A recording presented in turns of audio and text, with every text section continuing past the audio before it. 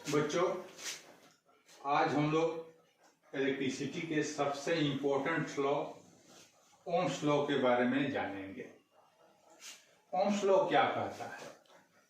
According to Ohm's law, at constant temperature current flow through a conductor is directly proportional to the potential difference, means voltage, between the two ends of a conductor। मतलब किसी conductor से प्रवाहित होने वाला current उसके दोनों सिरों के पोटेंशियल डिफरेंस अर्थात वोल्टेज का समानुपाती होता है। ये कब? जब टेम्परेचर कांस्टेंट हो, एट कांस्टेंट टेम्परेचर पर। मतलब ओम्स लॉ में टेम्परेचर को कांस्टेंट होना चाहिए, वैरी नहीं करना चाहिए।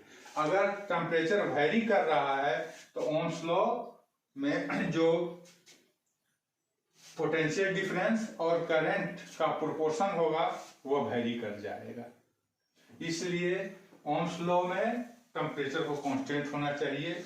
इसी पर क्वेश्चन भी पूछ देता है कि ओम्स लॉ में कौन से फैक्टर कांस्टेंट होते हैं, तो आंसर क्या होगा?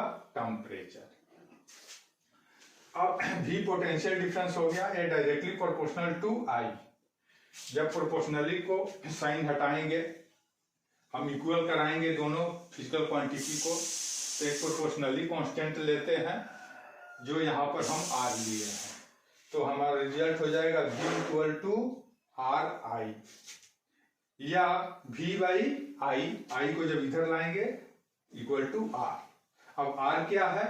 Where R is constant and it is known as resistance of a resistor. यह रेजिस्टेंस है जिसको हम लोग रजिस्टर के रेजिस्टेंस के नाम से जानते हैं।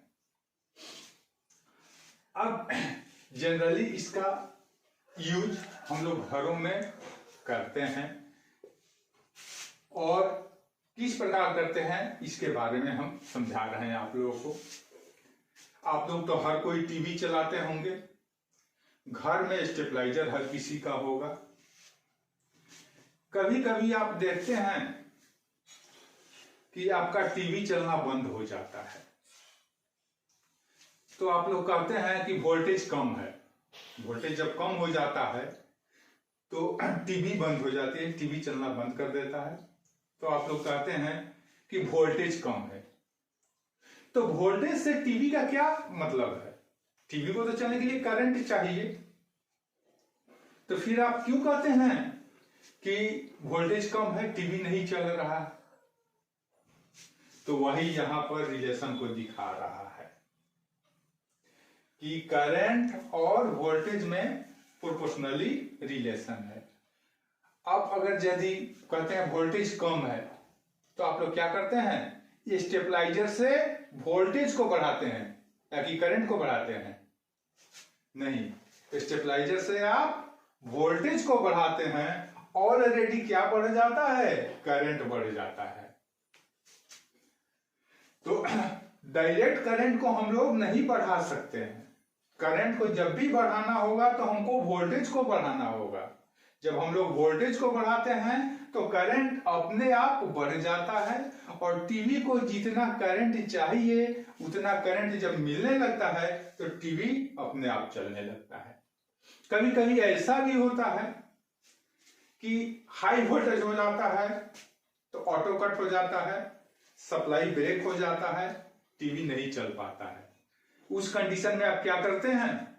वोल्टेज को घटाते हैं।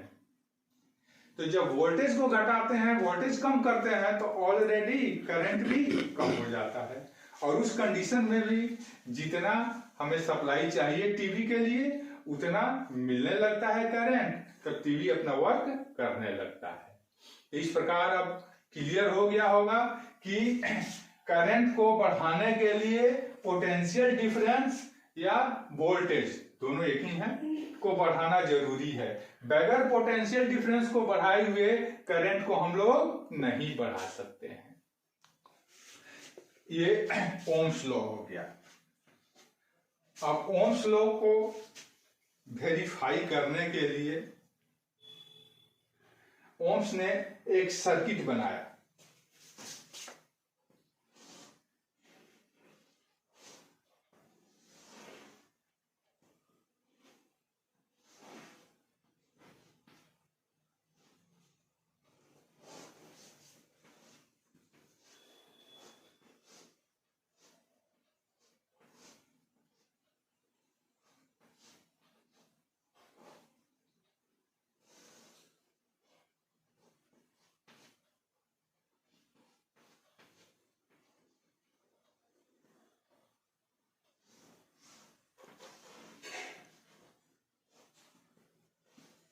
सर्किट में सीरीज में एक एम्पियर मीटर को उन्होंने जोड़ा और पैरेलल में एक वोल्ट मीटर को जोड़ा, इन दोनों टर्मिनलों के बीच के वोल्टेज को मापने के लिए।